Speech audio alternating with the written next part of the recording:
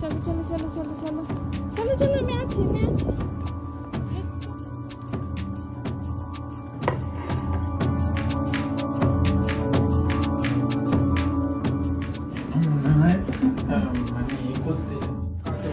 ওই একবার স্কুলে গিয়ে কথাটা বলে আসিস, বিকেলবেলা 5:30।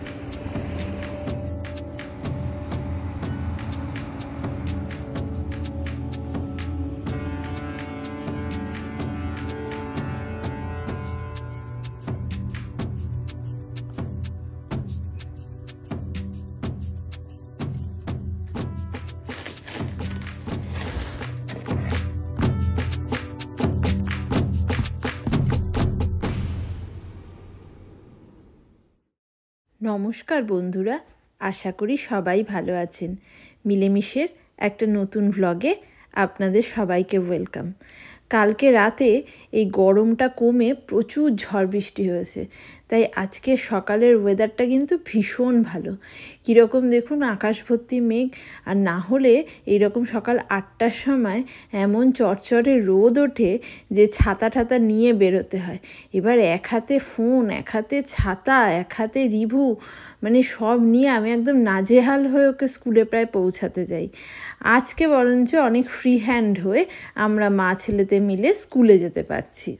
আজ শুক্রবার, আজকে রিজু অফিস ছুটি নিয়েছে, কারণ ও আজকে যাবে লাইসেন্সের জন্য। আর রিভুকে প্রথমে স্কুলে পাঠিয়ে দিই, আর বেরোনোর সময় দেখলাম বাড়ির সামনে তো একদম বোঝা বোঝা সমস্ত ডেলিভারির জিনিস এসছে। নতুন শিফট হলে যা হয় আর কি, 2 বেডরুম তো, তাই আরেকটা খাটের অর্ডার দিলাম, আরেকটা ডাইনিং টেবিলের অর্ডার দিলাম, 4 সিটার ডাইনিং টেবিল, কারণ ভীষণ অসুবিধা হচ্ছে ডাইনিং টেবিলটা না হলে। তার মধ্যে আজকে আবার রিজু যাবে লাইসেন্সের জন্য, কারণ বুঝতেই পাচ্ছেন এখানে গাড়ি না হলে তো একটু অসুবিধাটা বেশিই হচ্ছে। উবেরে করে আর কত এদিক ওদিক যাওয়া যায়, সেই জন্য আজকেই ও যাবে লাইসেন্সের জন্য। এখানে লাইসেন্স পাওয়াটা জার্মানির মতো খুব কঠিন না হলেও আবার খুব সোজাও কিন্তু না। এই যে সকালের ব্রেকফাস্টে ডিম পাউরুটি, আপেল আর জুস করে দিয়েছি। রিজু স্নান করতে গেছে, এসেই গরম গরম এগুলো খেয়ে নেবে, তারপর বেরিয়ে যাবে। আর এই পরীক্ষাটা দেওয়ার জন্য কিন্তু ওকে বেশ ভালো রকম পড়াশোনা করতে হয়েছে। 100টা প্রশ্ন এখানে প্রিপেয়ার করতে হয়েছে। আর পরীক্ষাটা অনেকটা হচ্ছে আমাদের দেশে IBPS-এর ব্যাংকিং সেক্টরে যেমন পরীক্ষা হয়, এখানেও কিন্তু মোটামুটি সেরকমভাবেই পরীক্ষাটা কন্ডাক্ট হয়। ওই যে দেখতে পাচ্ছেন, এই যে লম্বা করে যে বক্সটা আছে, ওটাতে আছে একটা বেড আছে, বেড ফ্রেম, আর এইখানে আছে স্কোয়ার বক্সটার ভেতরে আছে একটা 4 সিটারের ডাইনিং টেবিল। তো যেটা বলছিলাম, এখানে প্রথমে লার্নার লাইসেন্স দেয় ওরা, প্রথমেই কিন্তু প্রপার ড্রাইভিং লাইসেন্স দেয় না। আজকে আমাদের পরীক্ষার্থীর একটু বক্তব্যটা শুনে নেওয়া যাক।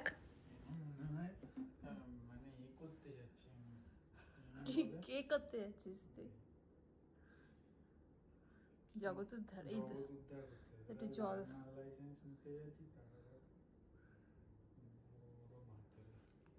জলের বোতলে একটু জল ভরে দিই। লার্নার লাইসেন্স না, ক্লাস 1 এর অ্যাডমিশন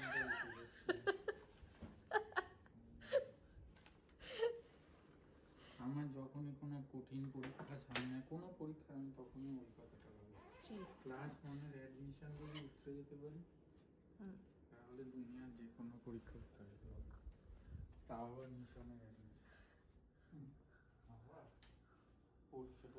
শুনলেন তো, আসলে রহরা রামকৃষ্ণ মিশনের ক্লাস 1-এর অ্যাডমিশন টেস্টটা রিজুর কাছে এমন ট্রমার মতো নাকি ছিল। আসলে তখন ছোট ছিল, কিছু বুঝতো না কি পরীক্ষা দেবে না দেবে, এদিকে বাড়ি থেকে অসম্ভব চাপ, রামকৃষ্ণ মিশনে চান্স পেতেই হবে, সেই সব বেচারা বুঝে উঠতেই পরীক্ষা দিয়েছিল। তো ওর কাছে না ওটা এখনও মারাত্মক একটা ট্রমার মতো কাজ করে, তাই ওর কাছে যেন সব পরীক্ষাই সোজা মনে হয়।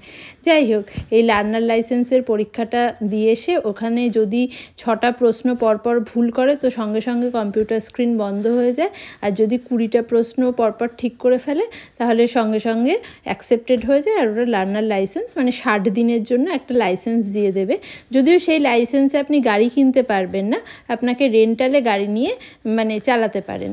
আর ওদিকে আপনি গাড়িটাকে কেনার প্রসেসটা করতে পারেন রেন্টালে নিয়ে, কোনো যে প্রপার লাইসেন্স আছে তাকে পাশে বসিয়ে আপনি প্র্যাকটিস করে তারপর এবার আপনার পার্মানেন্ট লাইসেন্সের জন্য আপনার অ্যাপ্লাই করতে পারেন। আর ইউএসতে কিন্তু 1 বছর পর পর লাইসেন্স রিনিউ করতে হয়।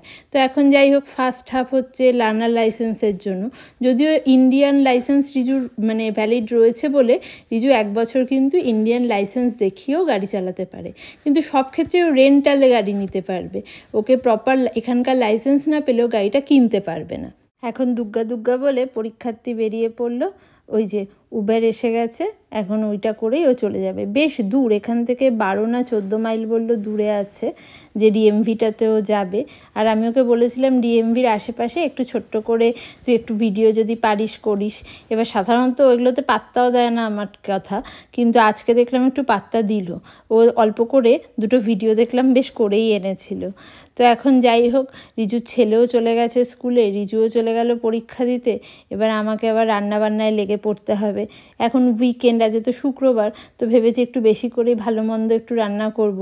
এমনি উইকডেজে তো যা খায় এদিক ওদিক করে মানে রান্না হয়, কিন্তু সেরকমভাবে তো আর হয় না মানে অত গুছিয়ে, তাই আজকে ভেবেছি ভালো করে রান্না করব। আর এই ডিএমভিতে লাইন দিয়ে পরীক্ষা দিয়ে রিজুর আস্তে আস্তে বেরিয়েছিল সেই সকাল 10টার একটু পরেই, আর বাড়ি এসেছে প্রায় 5টার সময়। আর কিছু খায়ও নি, শুধু ওই 1 বোতল জলই নিয়ে গেছিলো। বাড়িতে এসেই বেচারার এত খিদে পেয়েছিল যে সঙ্গে সঙ্গে আমি ভাত সমস্ত গরম করে দিয়েছিলাম, তারপরে ঝপাঝপ বিকেল 5টার সময় ভাত খেয়ে নিয়েছিল। দিনের শেষে কিন্তু রিজু ওই 20টা প্রশ্নের সঠিক উত্তর দিয়ে লার্নার লাইসেন্সটা নিয়েই কিন্তু বাড়ি ঢুকেছে। তবে জার্মানিতে লাইসেন্স পাওয়াটা যেরকম ভীষণ টাফ ছিল, লোকজনকে মানে কারণে অকারণে ওরা ফেল করিয়ে দিত, আর প্রচুর প্রচুর টাকার ওখানে স্ক্যামই বলা যায় হতো এই ড্রাইভিং লাইসেন্সের ক্ষেত্রে। এইখানে কিন্তু সেই ব্যাপারটা নেই, যথেষ্ট স্বচ্ছভাবে খুব কম মানে টাকা খরচা করেই কিন্তু এখানে লাইসেন্সটা পাওয়া যায়। আমি এখনও জানি না যে পার্মানেন্ট লাইসেন্সের পেছনে কত খরচা লাগে, কিন্তু এই লার্নার লাইসেন্সের জন্য রিজু যেহেতু পরীক্ষাটা পাশ করে গেছিলো, তো ওর কাছ থেকে $21 মতো ওরা চার্জ করেছিল। তবে এটা স্টেট বিশেষে কিন্তু চেঞ্জ হতে থাকে। আর এই দেখুন, রিভুর স্কুল থেকে যেহেতু এই জুন মাসটা শেষ হয়ে গেল, কিছু জিনিসপত্র পাঠিয়েছে। এইটা হচ্ছে রিভুর ল্যামিনেট করা একটা সুন্দর সার্টিফিকেটের মতো জিনিস। রিভুর ফার্স্ট ডে ইন স্কুলে ওর একটা ফটো ছিল, তখন যদিও খুব রাগী হয়ে গেছিলো তাই গোমরা মুখেই ফটোটা তুলেছিল, কিন্তু সেই ফটোটা দিয়ে এই সুন্দর করে ওরা এটা ল্যামিনেট করে আমাকে দিয়েছে।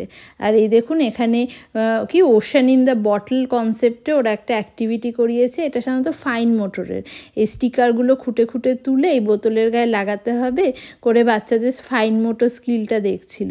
তো সেইটাতেও এই যে প্রনীল, ও এই বোতলটা সুন্দর করে বানাতে পেরেছে টিচারের অবভিয়াসলি হেল্প নিয়ে, কিন্তু বেশ ভালো হয়েছে। তো এই মাসের শেষে ওরা যা যা পড়াশোনা করেছে, যা যা অ্যাক্টিভিটিস করেছে সব কিন্তু বাড়িতে পাঠিয়ে দিয়েছে, যাতে সেই নিরিখেই ওকে আমরা পরের মাসে আমি বাড়িতে যেরকমভাবে পড়াতে চাই সেইভাবে তাহলে পড়াতে পারি।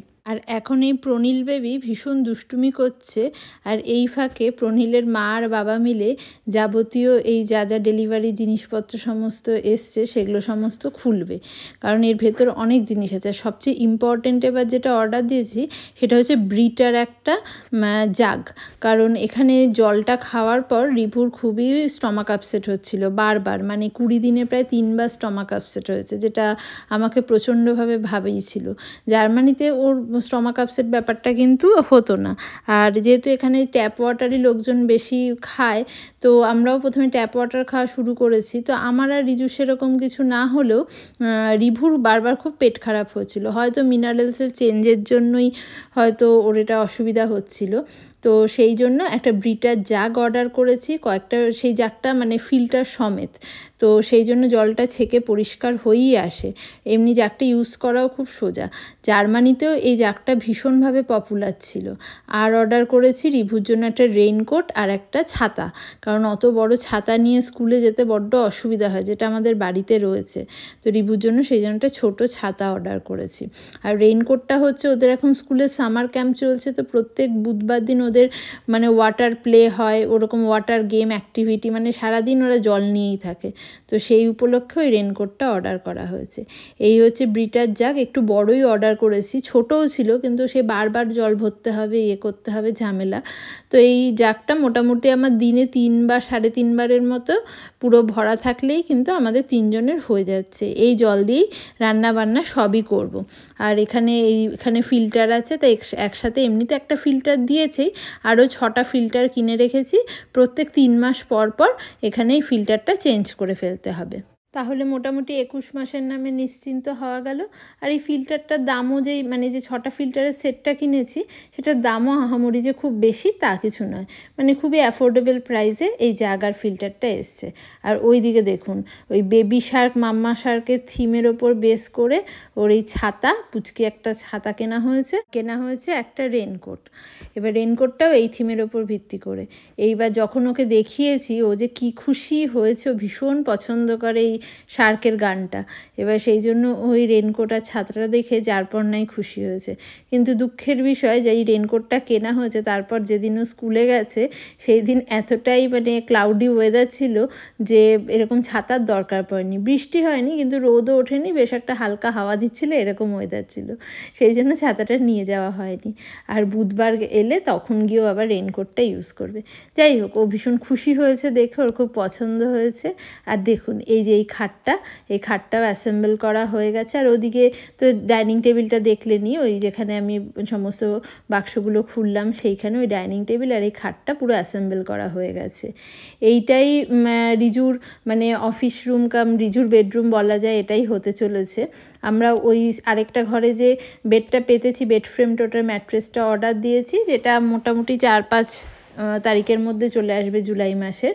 তো তখন আমি আর রিভু ওই ঘরটায় শিফট করে যাব, আর এই ঘরটাতেই রিজু অফিস ওয়ার্ক করবে। আর এখানে বেশ একটা বড় জানলা আছে, তো ঘরটা প্রচণ্ড পরিমাণে আলো এই ঘরটা পায় বেশি। আর প্লাস এই ঘরটা একটু গরমও বেশি হয়।